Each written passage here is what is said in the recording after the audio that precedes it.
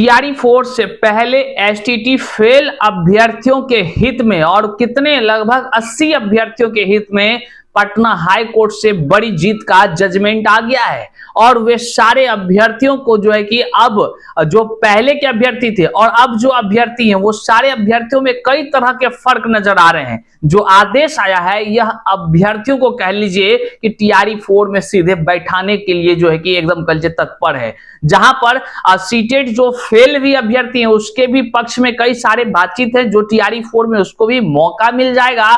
और STT fail वाले जो अभ्यर्थी हैं, जैसा कि आगे हम वीडियोस में बताने जा रहे हैं, वो सारे चीजों को लेकर के एक एक चीज आपको दिखाएंगे भी और क्या कुछ कहा गया है। 80 पेटिशनरों को अब क्या करना होगा और जो लोग अब तक जो है कि छूटे होंगे उनको क्या कुछ करने की बातें उनके मन में हो तो वो क्या करेंगे, जो पहले के थे उसको उसके साथ क्या हुआ, सारी चीजें आज स्पष्ट हो जाएगी।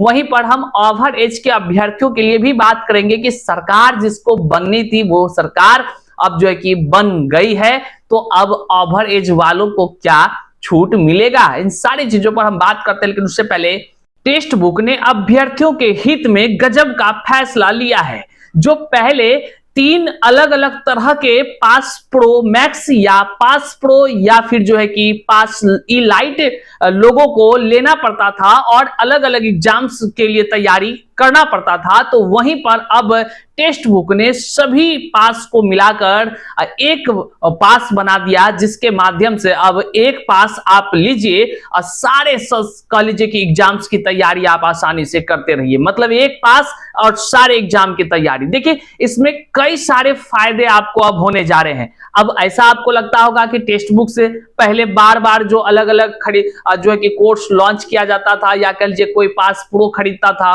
पास प्रो मैक्स खरीदता था या पास इलाइट खरीदता था तो पैसे बर्बाद। लेकिन नहीं साथियों, यहां जो भी आप खरीद चुके होते हैं, जो भी सब्सक्रिप्शंस आप ले चुके हुए हैं, आपको अपग्रेड करने का भी जो है कि इसमें ऑप्शंस आ गया। मतलब आप कहीं से कतई जो है कि आप लॉस में नहीं और सारे फायदे।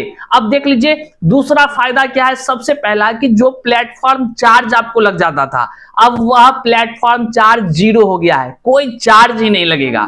दूसरा फायदा क्या हो रहा है कि आपको अलग अलग सब्सक्रिप्शन अब लेना नहीं है, बल्कि सारे को एक में ही, मतलब एक सब्सक्रिप्शन लीजिए पास और सारे एग्जाम्स के ऑल एग्जाम्स के आप मॉक टेस्ट आसानी से आप दीजिए, कहीं से अब कोई दिक्कत नहीं। लेकिन और जो तीसरा अपडेट है सबसे बड़ा, कि आप अगर कोई भी कोर्स ले चुके हैं, आप जो है कि मान लीजिए पहले से इनरोल हैं, तो जो कैंडिडेट पहले से इनरोल है उसको अपग्रेडिंग का सिस्टम दे दिया गया है। मतलब आप अपग्रेड करा लेंगे तो जितने दिन का वैलिडिटी पहले आपका था उतना ही दिन का रहेगा और सारे एक्सेस आपको मिल जाएंगे। और यही नहीं, इसके साथ आपको सभी एग्जाम्स के PYQ मिल जाएंगे। आप चाहे SSC का तैयारी कर रहे हैं, बैंकिंग का कर रहे हैं, रेलवे का कर रहे हैं, टीचिंग का कर रहे हैं या नीट का कर रहे हैं, तमाम जितने भी एग्जाम्स की तैयारी कर रहे हैं सभी का अब एक ही पास से आप जो है कि तैयारी और मॉक टेस्ट आसानी से देकर अपनी जो है कि कल ये क्षमता का आकलन कर सकते हैं। देर किस बात की, आप जो है कि प्ले स्टोर से टेक्स्ट बुक को डाउनलोड कर लीजिए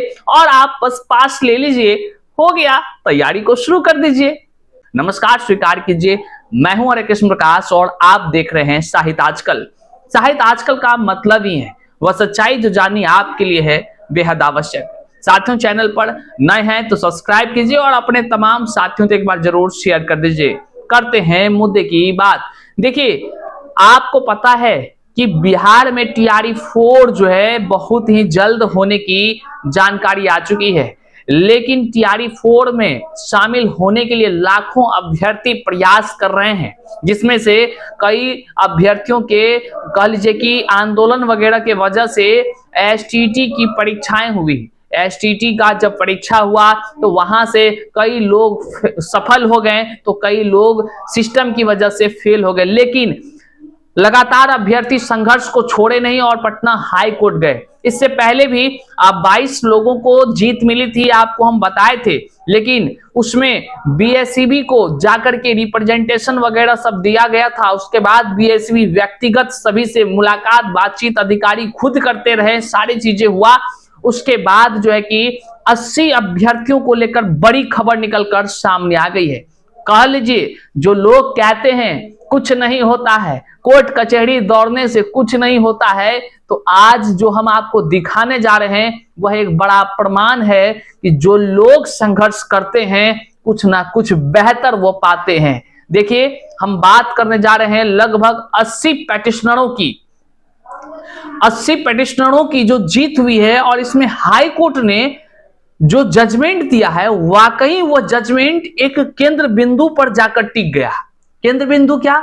पहले अभ्यर्थियों को बीएसईबी के पास भेज दिया जाता था। बीएसईबी कहने का मतलब कि जो बिहार बोर्ड है, जो एग्जाम कंडक्ट कराती है, जो रिजल्ट जारी करती है, उसको भेज दिया जाता था कि, और उसके बाद जो है कि जज साहब के आदेशानुसार अभ्यर्थी जाते थे बीएसईबी के चैम्बर में, जाकर वहां अपना प्रेजेंटेशन देते थे, सारे डॉक्यूमेंट्स प्रूफ वगैरह लगाते थे, और बीएसईबी के तरफ से वहां पर क्या हो जाता था, डिले कर दिया जाता था।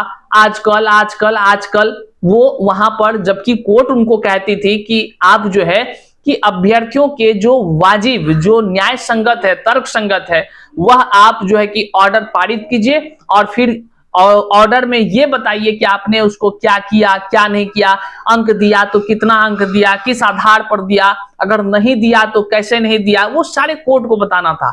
वहीं पर बीएसईबी के तरफ से अभ्यर्थियों के साथ डिले कर दिया जाता था, जानकारी नहीं हो पाती थी, अभ्यर्थी परेशान हो जाते थे, और यही बात जो है कि बन गया एक बड़ा पॉइंट्स, और 80 पेटिशनरों के तकदीर का गजब ही फैसला हो गया है। साथियों, हम यहाँ जो आपको स्क्रीन पर अब दिखाने जा रहे हैं, यह हाल ही में हुआ जो है कि सुनवाई और इसका जजमेंट का यह आप देख रहे हैं, जिसमें 80 मतलब 80 पेटिशनर के लगभग इसमें लोग शामिल हैं। टोटल कह लीजिए तो 79 है, 79, वही हम 80 के आसपास बता रहे थे, जिसमें मुख्य पेटिशनर है नीतू कुमारी जी हैं, उसके बाद मोहन कुमार है, रवि कुमार है। सबका नाम हम बारी बारी से लेंगे।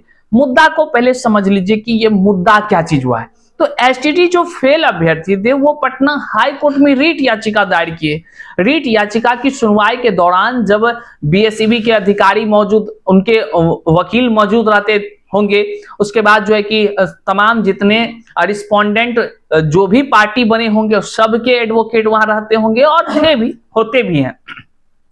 वहां पर क्या हुआ, बहस में जो सारी बातें हुई, जो स्क्रीन पर यहां दिख रहा है, इंग्लिश में सारी बात लिखे हैं, इसमें जो मुख्य बातें हुआ वह हुआ कि जो याचिकाकर्ता के विद्वान वकील सीताराम प्रसाद जी थे, उनके द्वारा जो है कि जो मुख्य बिंदुओं पर चोट किया गया, मतलब कोर्ट में रिप्रेजेंटेशन दिया गया, वह मुख्य बिंदु था कि 2374 शिक्षा विभाग का एक सर्कुलर था, आपको याद होगा 2374 शिक्षा विभाग का सर्कुलर, जिसके माध्यम से जो अंक निर्धारित किए गए थे, पास होने का पैमाना जो निर्धारित किया गया था वह शिक्षा विभाग के तरफ से था। और शिक्षा विभाग जब सारी चीज बनाती है, सारी चीज कर लेती है, तो भेज देती है किसके पास, बीएसईबी को, कि भैया आप एसटीटी का परीक्षा करा लीजिए। तो बीएसईबी एक कह लीजिए कि संस्था है जो एसटीटी कराने का जैसे उनको आदेश जाता है, तो वह जो है कि उस आदेश को फॉलो करती है और फिर परीक्षा कराती है। जो अंक है उस अंक के आधार पर पास फेल का सर्टिफिकेट वगैरह सब तैयार कर बांट देती है। यहीं पर एक बड़ा खेल क्या हो गया कि जज साहब और जो तमाम विद्वान वकील साहब वहां थे, वहां पर जब बहस हुई तो उसमें जो है कि वकील साहब के तरफ से सारी बातों को जब उठाया गया, तो उसमें जज साहब ने जो आदेश दिया है, इस ऑर्डर कॉपी को आप देखेंगे तो इसमें जो आदेश हुआ है वह आदेश यह कहती है कि जो अभ्यर्थी है उसके पूरे पक्ष में है, और त्रुटियां कहां हुई है, मतलब ये सुधार होगा कहां। तो ये सारे चीज अब बीएसईबी के पास अभ्यर्थी जाकर दरबारी नहीं करेंगे, वहां पे हुजूर ये करिए, हुजूर नहीं, उसके पास नहीं। उसको किसने दिया था आदेश एसटीटी कराने को लेकर? शिक्षा विभाग ने। तो सीधा शिक्षा विभाग को अब पकड़ा गया है। मतलब समझिए, जो बातें सरकार तक नहीं पहुंच पा रही थी, अब जज साहब के आदेशानुसार ये बातें सीधे सरकार तक पहुंच रही है। मतलब अब सीधे सरकार को जाकर के अभ्यर्थी, सरकार मतलब शिक्षा विभाग के जो चेयरमैन हैं, उसको जाकर के सीधा अभ्यर्थी जो है जो लगभग 2 सप्ताह के अंदर अभ्यर्थियों को अपना प्रेजेंटेशन देना है। मतलब जो उनके दावे हैं, जो ऑर्डर कॉपी है, एडवोकेट से लेंगे, और ऑर्डर कॉपी के साथ जो है कि वो अपने तमाम वो प्रूफ्स को लगाएंगे जो उनका कह लीजिए कि अधिक अंक होने को लेकर के जो उनके सवाल सही थे, तब भी अंक जो आंसर की में अधिक आ रहा था, लेकिन वो रिजल्ट में फेल कर दिए गए 0.1 से लेकर 15-15 अंक तक। तो ये सारी चीजों को लेकर बस प्रेजेंटेशन अब अभ्यर्थी को शिक्षा विभाग के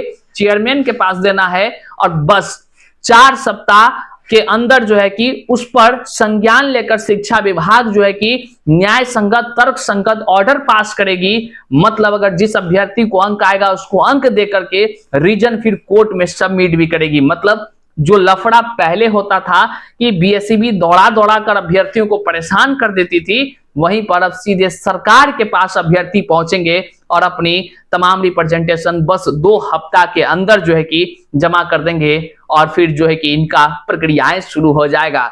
बहरहाल आपने ये अपडेट को जाना जो 80 पेटिशनर के लिए है और इसमें एक बार हम नाम यहाँ आपको पढ़कर सुना दे रहे हैं। तो नीतू कुमारी, मोहन कुमार, रवि कुमार, एमडी अब्दुल, कई सारे हैं, काफी हैं। अगर आप ये जो है कि अगर आप पेटिशनर बने होंगे और इस लिस्ट में आपका भी नाम है तो आप हमें मैसेज कर लीजिएगा। अगर नहीं भी बन पाए हैं, अगर आप संघर्ष करना चाहते हैं तब भी मैसेज कर लीजिएगा, हम सीधा जानकारी आपको दे देंगे और फिर आप जो है कि अपना संघर्ष कर सकते हैं। हो सकता है आपको भी न्याय मिल जाए। बहरहाल 80 अभ्यर्थियों को न्याय जो मिलने की प्रक्रियाएं हैं वह शुरू हो गई है। अब बात करते हैं सीटेट फेल वाले अभ्यर्थियों को भी टीआरई 4 में बैठने का मौका मिलेगा। क्या ये सच है? हाँ, ये सच है। सच क्या है? तो कई सारे कैटेगरी होते हैं, कई सारे कैटेगरी, जिसमें कि अगर आप बात करिए जनरल वाले लोग, तो जनरल वाले लोग के लिए भैया ये नहीं है, उसमें क्वालिफाइड लिखा है आपको 90 अंक में आपको आया है तभी आप क्वालिफाई हैं, उससे कम आया तो आप नहीं है क्वालिफाइड, डिस्क्वालीफाई। हम उसकी बात नहीं कर रहे हैं। लेकिन जो कैटेगरी वाले लोग हैं, कैटेगरी वाले लोग हैं जो SC ST हैं, उसके केंद्र में जो है कि 2 ही कैटेगरी में लगभग रिजल्ट बनता है। याद ही होगा आपको, याद ही होगा सारी चीजें। एक जनरल बनता है, उसके बाद जो है कि आप एक महिलाओं के लिए जो कहा गया है उसमें ये सारी चीजें आप जान रहे हैं।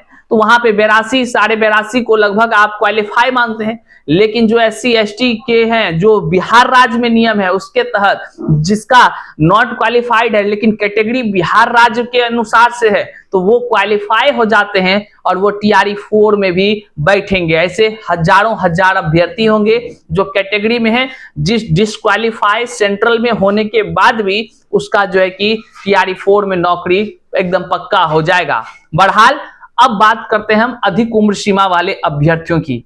सरकार नई नई बन गई है। सम्राट चौधरी जो है कि माननीय मुख्यमंत्री बन गए हैं और यही वो सम्राट चौधरी है। याद कीजिएगा, जब माननीय मुख्यमंत्री नीतीश कुमार जब थे, अब पूर्व मुख्यमंत्री कहेंगे, जब वो थे तो उस समय जब टीआरई 1 2 3 हुई तो उसमें गड़बड़ी झोलझाल की खबर जब पहुंचाई जा रही थी तो नीतीश कुमार फैसला नहीं ले रहे थे, लेकिन सम्राट चौधरी ने साफ सिरे से कहा था बख्शेंगे नहीं किसी को। और देखिए जांच हो रही है, जांच हो रही है। और यही सम्राट चौधरी हैं जो अधिक उम्र वाले अभ्यर्थियों की बातों को भी सुने थे।